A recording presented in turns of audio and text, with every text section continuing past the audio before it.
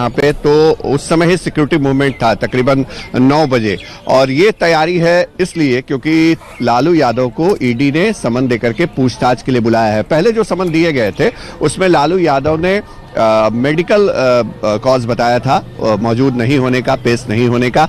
और उसके बाद ईडी के सामने उन्होंने एक बात कही कि वो लोकल ऑफिस में जा सकते हैं, ऑप्शन उनको दिया गया, विकल्प दिया गया। और आज देखिए जो ईडी है, पटना ईडी ऑफिस बिस्कोमान भवन है गांधी मैदान के इलाके में, उसके ठीक बगल में, और वहीं पर लालू यादव की पेशी होनी है। और तैयारी ये है कि यहां से लालू यादव निकलेंगे, ईडी ऑफिस जाएंगे, और उसके पहले ही जो आरजेडी के कार्यकर्ता हैं वो वहां पे जमा होने लगे हैं, इकट्ठा होने लगे हैं। हमारे दूसरे सहयोगी भी वहां पे हैं और लगातार यहां पे अब हलचल बढ़ रही है। कई विधायक पहुंचे हैं, अंदर गए हैं। हालांकि हो सकता है ये एक रूटीन हो, विधायकों को कॉल नहीं किया गया अब तक, जैसा हमारी जानकारी है। लेकिन इस वक्त हलचल यहां पे है और लालू यादव 10:30 के बाद किसी भी वक्त यहां से निकल सकते हैं। 11 बजे तक उनको ईडी ऑफिस पहुंचना है और वहां पर लैंड फॉर जॉब मामले में उनसे ईडी पूछताछ करेगी। तेजस्वी यादव को भी समन जारी किया गया है। तेजस्वी यादव को कल ईडी के सामने हाजिर होना है और ये एक ऐसी प्रक्रिया है जिसमें लालू यादव को कई घंटे लग सकते हैं ईडी के सामने। अर्पिता, तो एक तरफ देखिए सत्ता गई, दूसरी तरफ घोटाले की जांच की आंच भी जो है वो परेशान कर रही है। तो इस वक्त अगर हम देखें तो स्थिति आरजेडी के लिए खासतौर पर रोहित यही नजर आ रही है। हालांकि अपनी तबियत का हवाला देकर, बहुत सारी चीजें कहकर लालू बचते जरूर आए, लेकिन अब जरूर ये कहेंगे कि देखिए परेशान करने की पूरी कोशिश हो रही है।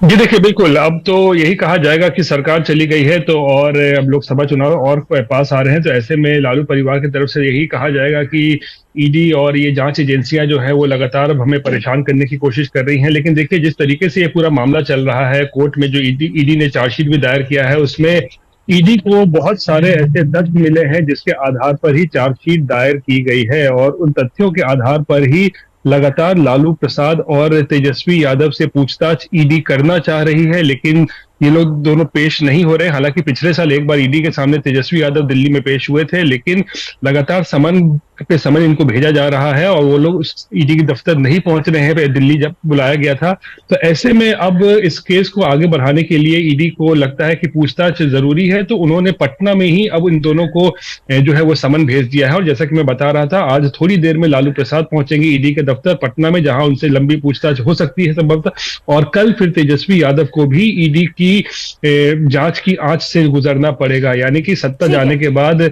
अब दोनों की मुश्किलें बढ़ती जा रही है लालू परिवार की। अर्पिता, ठीक है रोहित, आप नजर बनाए रखिए। तो देखिए बिहार में नई सरकार बन गई है, अब नीतीश की अगली परीक्षा शुरू हो रही है। आज कैबिनेट की पहली बैठक है, कुछ बड़े फैसलों का ऐलान हो सकता है। उधर एनडीए सरकार बनने के बाद आरजेडी के खिलाफ पहला एक्शन शुरू हो चुका है। क्या है वो एक्शन? विधानसभा अध्यक्ष अवध बिहारी चौधरी के खिलाफ अविश्वास प्रस्ताव के नोटिस दिया गया है। विधानसभा अध्यक्ष को पद से हटाने के लिए बीजेपी के नंदकिशोर यादव ने विधानसभा सचिव को अविश्वास प्रस्ताव पर नोटिस दिया। इस्तीफा नहीं देने पर अवध बिहारी चौधरी बहुमत से हटाने को तैयारी उनकी की जा रही है। स्पीकर के खिलाफ नोटिस देने वालों में पूर्व मुख्यमंत्री जीतन राम मांझी, पूर्व डिप्टी सीएम बीजेपी के तारकिशोर प्रसाद, जेडीयू के विनय कुमार चौधरी, रत्नेश सदा समेत कई और विधायकों के भी हस्ताक्षर हैं। उधर अब सबकी नजर आरजेडी की अगली रणनीति पर होगी, क्योंकि उन्होंने भी कहा है कि खेला अभी बाकी है। तो अब आरजेडी का अगला दांव क्या होगा? स्पीकर के खिलाफ अविश्वास प्रस्ताव का देखिए नोटिस तो दे दिया गया है। बीजेपी के नंदकिशोर यादव ने दरअसल ये नोटिस दिया है और अब उस प्रक्रिया के तहत जिसमें तमाम हस्ताक्षर हैं उन्हें हटाने की कोशिश होगी। आरजेडी है, स्पीकर अवध बिहारी चौधरी आरजेडी के ही स्पीकर हैं और अब सरकार जब चली गई है तो इन्होंने इस्तीफा नहीं दिया है, क्योंकि लालू प्रसाद यादव ने भी ना इस्तीफा देने की बात मंत्रियों को भी कही थी। स्पीकर साहब भी देखिए इस्तीफा नहीं दे रहे हैं, लेकिन अब प्रस्ताव जरूर ला दिया गया है। अब बिहार का नंबर गेम समझिए, एनडीए के पास 128 संख्या बल है, महागठबंधन के पास 114 और कुल हो गए 243। बहुमत का आंकड़ा जो बनता है वो 122। स्पीकर के खिलाफ अविश्वास प्रस्ताव का नोटिस दिया गया है। अब आगे लड़ाई इस दिशा में होती हुई नजर आ रही है।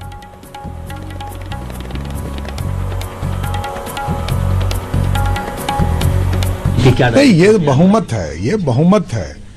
जब एनडीए एक हो गया तो ऑब्वियसली हमारा बहुमत है और बहुमत के आधार पर स्पीकर रहते हैं। और अवध बिहारी चौधरी जी बड़े सुलझे हुए पुराने राजनेता हैं, उनको तो स्वयं इस्तीफा कर देना चाहिए। तो कुल मिलाकर अब स्थितियां जो हैं बिहार में वो ऐसी नजर आ रही हैं। लालू यादव और पूरी आरजेडी ये कह रही है कि अभी खेला होना बाकी है। तेजस्वी यादव कह रहे हैं कि अभी खेला होना बाकी है। वो खेला क्या है? इस्तीफा ना देने की बात भी कही गई थी, अभी स्पीकर साहब ने इस्तीफा नहीं दिया है। आरजेडी के स्पीकर है अवध बिहारी चौधरी, हालांकि उनको लेकर एक प्रस्ताव रख दिया गया है। ये पहला एक्शन आरजेडी के खिलाफ नजर आ रहा है, लेकिन आरजेडी भी अब पूरी तरीके से गिनाने और बताने में लगी है कि देखिए कैसे सुस्त सीएम से हमने काम कराए। अब क्रेडिट लेने की होड़ भी नजर आती दिख रही है कि सरकार में अगर पिछली सरकार में कोई काम हुआ है तो वो हमने किया। नीतीश कुमार खुलकर आरजेडी को घेर भी नहीं पा रहे हैं, क्योंकि सत्ता में वो आरजेडी के साथ ही थे। अगर अब वो बुराई करते हैं तो वो अपनी ही सरकार की बुराई करेंगे, क्योंकि वो खुद भी उसमें शामिल थे। तो बिहार में नई सरकार बन गई है, लेकिन सियासी वार पलटवार हो रहे हैं। नीतीश ने कल जो बयान दिया उस पर तेजस्वी ने तीखी प्रतिक्रिया दी और काम का क्रेडिट लेने को जायज बताया।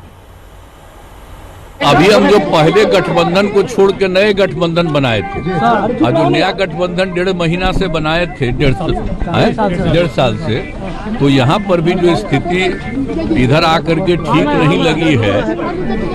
और जिस तरह से लोगों का दावा हो रहा था, जो इतना मेहनत किया जाता था कि वही लोग ये सब काम कर रहे हैं, वो सब जरा धीरे धीरे लोगों को खराब लग रहा था। तो हमारा लगभग 79 विधायक, उनके 45 विधायक, विभाग हमारा, मंत्री हमारे, काम हमारा, तो क्रेडिट लेंगे नहीं, हम तो क्रेडिट लेंगे ही। तो ये बेकार की बातें हैं, उनको बोलने के लिए कुछ नहीं है, तो कुछ भी अनर्गल बातें वो कहते रहेंगे। लेकिन आप एक बात समझ लीजिए, यही 15 अगस्त को 2022 में इन्होंने ऐलान किया था 10 लाख नौकरी, सरकारी नौकरी। वो किसका चुनावी एजेंडा था 2020 में? और 20 में नीतीश कुमार जी क्या कहते थे? असंभव है, कहां से लाएगा, कहां से पैसा लाएगा? ये हम अलग नहीं हुए, वो गए। हम लोग जिसने मिलकर के सरकार बनाया, जो गठबंधन बनाया, उसकी हत्या मैं नहीं कर सकता, और हत्या नीतीश कुमार जी ने किया है। हालांकि जो भी है, ना हमें गुस्सा है और ना हमें कोई शिकायत है। नीतीश कुमार जी आदरणीय थे, आदरणीय हैं और आदरणीय रहेंगे, इसमें कोई दो राय नहीं है। अभिभावक है, बड़े हैं हमसे, मैं सम्मान उनका करता था, करता रहूंगा, तो इसमें कोई इफ एंड बट की बात नहीं है। और हम तो भाजपा के लोगों को शुभकामना देते हैं। अब हम तेजस्वी यादव से पूछना चाह रहे हैं कि बताओ कैसा लग रहा है आपको? अभी आपने हमारे 4 एमएलएस को तोड़ा था, अब आपको कुछ दर्द हो रहा है सीने में? तकलीफ हो रही है आपको अपने भेजे में? अब आपको मालूम हो रहा है कि जो खेल आप हमसे खेले थे वही खेल आपसे हो गया। और तेजस्वी यादव और उनकी पार्टी धोखा दी है। 2 मर्तबा नीतीश कुमार को उन्होंने मुख्यमंत्री बनाया। बताइए अब क्या हासिल हुआ? आपने बीजेपी को आपने सत्ता दे दी। नीतीश कुमार तो सिर्फ अभी तो नाम के मुख्यमंत्री रहेंगे, हुकूमत चलेगी बिहार में आरएसएस के नरेंद्र मोदी की। हम तो यही चीज को रोकना चाह रहे थे, एमआईएम पार्टी इसी को रोक रही थी।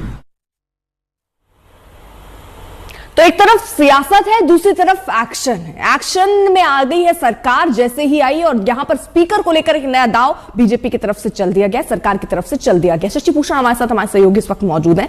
शशि भूषण, अब ये पहला एक्शन सरकार बनाने के बाद, और ये स्ट्रैटेजी के स्पीकर के लिए जो प्रस्ताव लाना था वो ले आए, अब आगे की प्रक्रिया क्या कहती है? देखिए, 128 जो बहुमत का आंकड़ा है वो इस वक्त मौजूदा सरकार के पास है। मतलब जिस सरकार ने कल शपथ ग्रहण लिया, जिसके मुखिया नीतीश कुमार हैं, एनडीए की नई सरकार के पास है। और स्पीकर अवध बिहारी चौधरी जो हैं वो उस वक्त चुने गए थे जब महागठबंधन की सरकार थी, अगस्त 2022 में जब सरकार बदली थी। तो स्पीकर के साथ अब बहुमत का आंकड़ा नहीं है, जेडीयू निकल चुकी है उस आंकड़े से। तो जाहिर तौर पे स्पीकर अब कोई फैसला अगर लेते हैं, संवैधानिक फैसला, महत्वपूर्ण फैसला, तो उस फैसले पर रोक लगाने के लिए सबसे पहले जरूरी ये था नई सरकार के लिए, नए गठबंधन के लिए, कि वो उनके खिलाफ एक मोशन ले आए। नो कॉन्फिडेंस मोशन होता है, अविश्वास प्रस्ताव होता है स्पीकर के खिलाफ। अब उसकी प्रक्रिया ये है अर्पिता, जो सामान्य प्रक्रिया है वो हम समझाते हैं ताकि लोग समझ पाए। जो प्रस्ताव लाया जाता है स्पीकर के खिलाफ, वो 14 दिन पहले उसकी जानकारी देनी होती है। मतलब अगर कल ये प्रस्ताव लाया गया, तो इस पर हाउस में ये मोशन तभी मूव होगा जब 14 दिन हो जाएंगे। तो इस लिहाज से अगर देखें तो 5 फरवरी से पहले बजट सत्र बुलाया गया था, वो पिछली सरकार ने बुलाया था। उसकी जो अधिसूचना जारी हुई थी राजभवन से, वो पिछली सरकार के जो प्रक्रिया है उसके तहत हुई थी। अब नई सरकार है और नई सरकार जो है वो नए सिरे से जो सत्र बुलाने की प्रक्रिया है वो उसका प्रस्ताव ले आएगी। कैबिनेट में पहले वो प्रस्ताव जाता है, फिर राजभवन जाता है, सहमति मिलती है, तो ये पूरी प्रक्रिया होगी। आज 11:30 बजे कैबिनेट की भी बैठक है। 11 साढ़े 11 बजे तमाम मंत्री और डिप्टी सीएम, दोनों सीएम सब पहुंचेंगे मुख्यमंत्री सचिवालय में और वहां पर बैठक होगी। लेकिन जो प्रस्ताव लाया गया उसके लिए 12 सदस्यों की सहमति की जरूरत होती है। सदन के 12 सदस्य प्रस्ताव ला सकते हैं। वो प्रस्ताव कल मूव किया गया, उसमें बीजेपी के लोग भी शामिल हैं, नंदकिशोर यादव और बाकी नेता, जीतन राम मांझी जो हम के विधायक हैं, पूर्व मुख्यमंत्री, वो शामिल हैं, रत्नेश सदा जेडीयू के वो शामिल हैं, विनय चौधरी जेडीयू के वो शामिल हैं। तो इन तमाम सदस्यों ने लिख करके विधानसभा सचिवालय मतलब विधानसभा सचिव को जानकारी दे दी है। अब यहां ये बात है कि अब जो अवध बिहारी चौधरी हैं वो कोई भी महत्वपूर्ण फैसला नहीं ले सकते हैं।